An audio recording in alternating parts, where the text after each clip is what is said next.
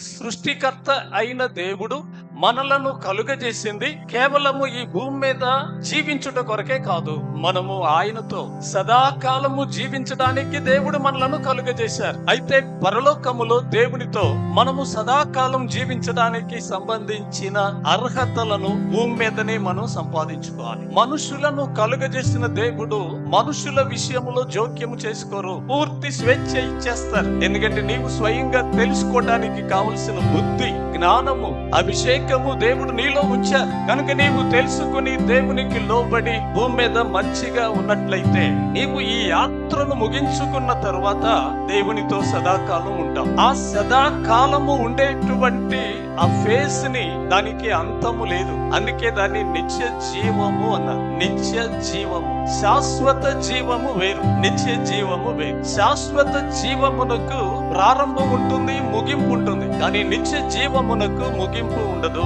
There is no end to eternal life, to eternity. నిత్యత్వము అంటేనే దానికి ముగింపు లేదు, దానికి ఎండ్ ఉండదు. కాబట్టి సదాకాలము మనము ప్రభుతో ఉంటాము అని తెలియజేసేటువంటి పదం నిత్య జీవం.